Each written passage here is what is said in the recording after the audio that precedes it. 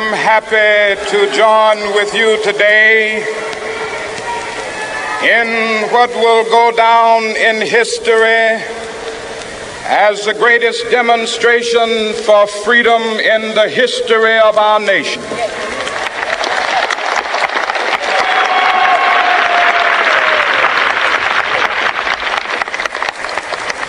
Five score years ago, a great American in whose symbolic shadow we stand today signed the Emancipation Proclamation. This momentous decree came as a great beacon light of hope to millions of Negro slaves who had been seared in the flames of withering injustice. It came as a joyous daybreak to end the long night of their captivity. But 100 years later,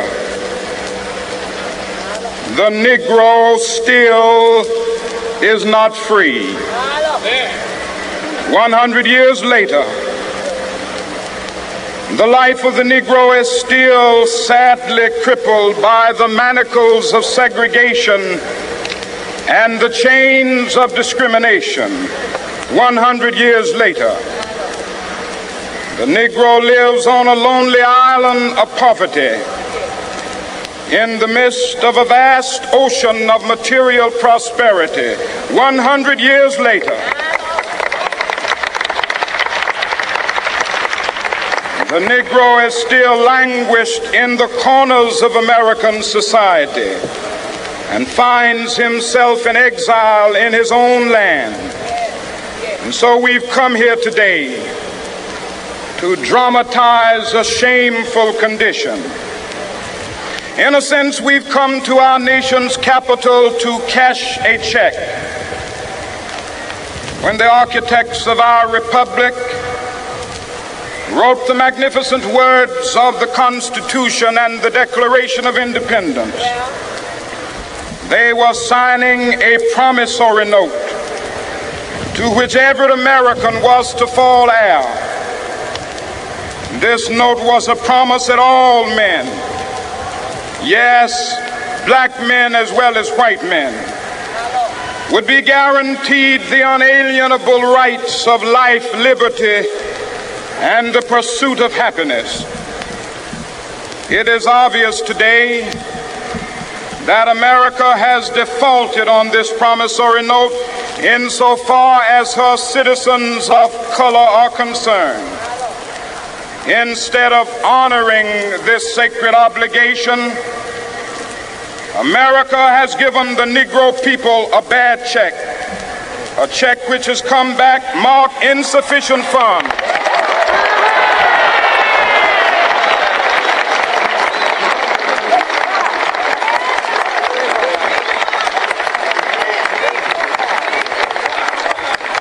But we refuse to believe that the Bank of Justice is bankrupt.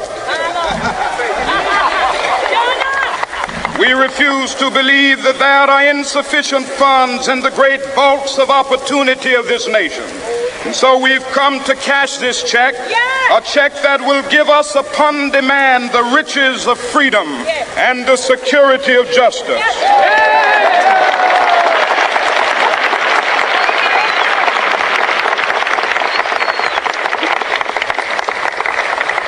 We have also come to this hallowed spot to remind America of the fierce urgency of now. This is no time to engage in the luxury of cooling off or to take the tranquilizing drug of gradualism.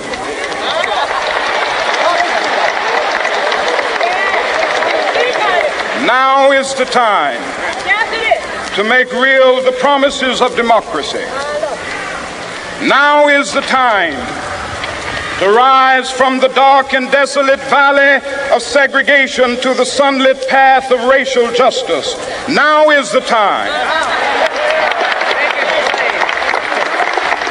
to lift our nation from the quicksands of racial injustice to the solid rock of brotherhood. Now is the time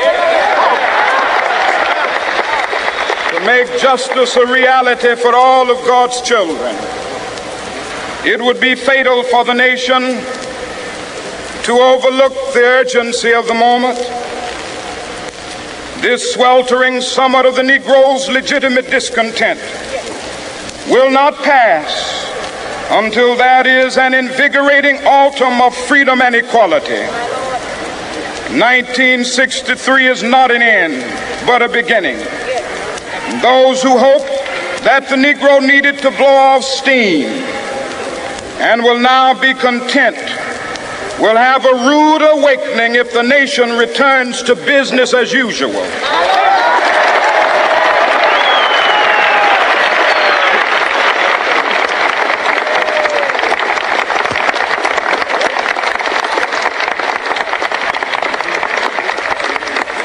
There will be neither rest nor tranquility in America until the Negro is granted his citizenship rights.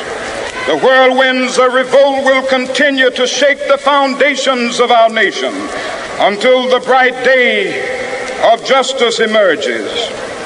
But that is something that I must say to my people who stand on the warm threshold which leads into the palace of justice.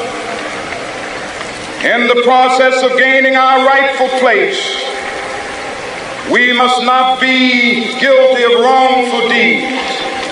Let us not seek to satisfy our thirst for freedom by drinking from the cup of bitterness and hatred.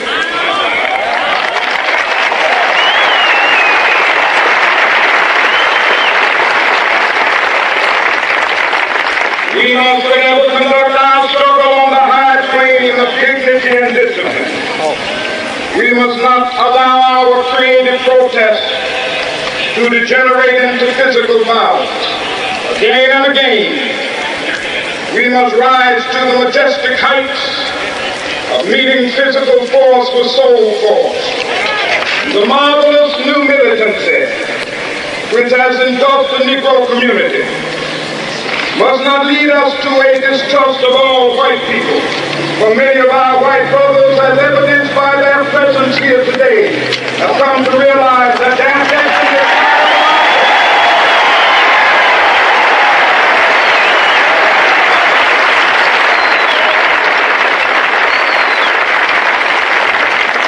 they have come to realize their freedom is inextricably bound to our freedom. We cannot walk alone. As we walk, we must make the pledge that we shall always march ahead. We cannot turn back. There are those who are asking the devotees of civil rights, when will you be satisfied? We can never be satisfied as long as the Negro is the victim of the unspeakable horrors of police brutality. We can never be satisfied as long as our body is heavy with the fatigue of travel, cannot gain lodging in the motels of the highways and the hotels of the city.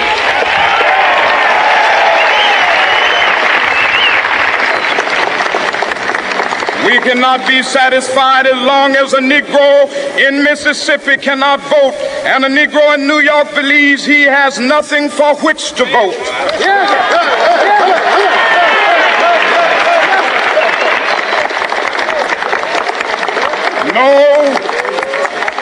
No, we are not satisfied, and we will not be satisfied until justice rolls down like waters and righteousness like a mighty stream.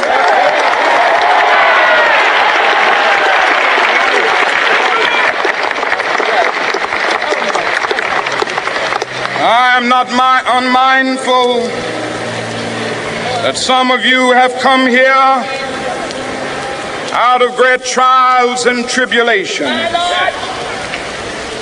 Some of you have come fresh from narrow jail cells. Some of you have come from areas where your quest for freedom left you battered by the storms of persecution. and staggered by the winds of police brutality. You have been the veterans of creative suffering. Continue to work with the faith that unearned suffering is redemptive. Go back to Mississippi. Go back to Alabama. Go back to South Carolina. Go back to Georgia. Go back to Louisiana. Go back to the slums and ghettos of our northern cities. Knowing that somehow this situation can and will be changed. Let us not wallow in the valley of despair. I say to you today, my friend,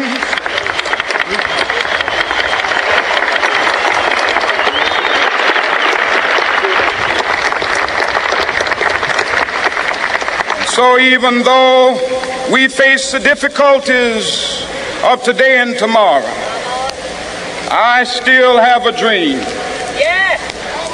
It is a dream deeply rooted in the American dream. I have a dream that one day this nation will rise up and live out the true meaning of its creed. We hold these truths to be self-evident, that all men are created equal.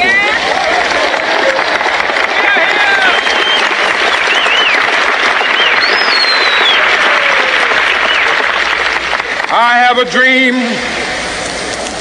that one day on the red hills of Georgia, the sons of former slaves and the sons of former slave owners will be able to sit down together at the table of brotherhood. I have a dream that one day even the state of Mississippi, a state sweltering with the heat of injustice, sweltering with the heat of oppression, will be transformed into an oasis of freedom and justice. I have a dream that my 4 little children will one day live in a nation where they will not be judged by the color of their skin, but by the content of their character. I have a dream today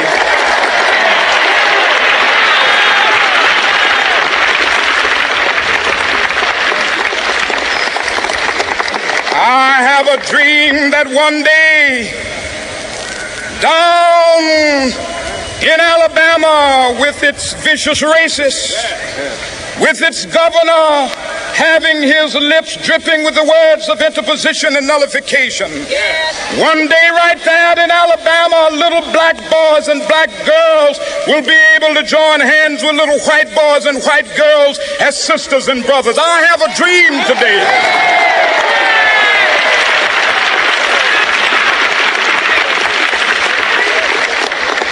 I have a dream that one day every valley shall be exalted, and every hill and mountain shall be made low. The rough places will be made plain, and the crooked places will be made straight.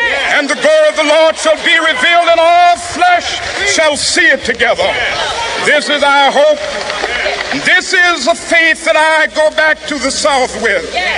With this faith, we will be able to hew out of the mountain of despair a stone of hope. With this faith, we will be able to transform the jangling discords of our nation into a beautiful symphony of brotherhood. With this faith, we will be able to work together, to pray together, to struggle together, to go to jail together, to stand up for freedom together, knowing that we will be free one day. This will be the day. This will be the day when all of God's children will be able to sing with new meaning, "My country, tears of thee. Sweet land of liberty, of thee I sing. Land where my fathers died, land of the pilgrim's pride. From every mountainside, let freedom ring. And if America is to be a great nation, this must become true. So let freedom ring from the prodigious hilltops of New Hampshire. Let freedom ring from the mighty mountains of New York. Let freedom ring from the heightening Alleghenies of Pennsylvania.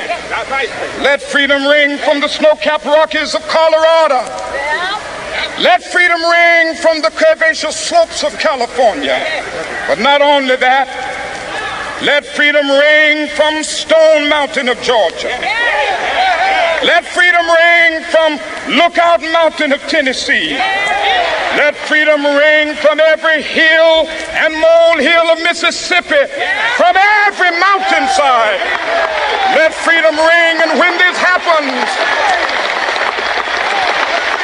when we allow freedom to ring, when we let it ring from every village and every hamlet, from every state and every city, we will be able to speed up that day when all of God's children, black men and white men, Jews and Gentiles, Protestants and Catholics, will be able to join hands and sing in the words of the old Negro spiritual, free at last, free at last. Thank God Almighty, we are free at last.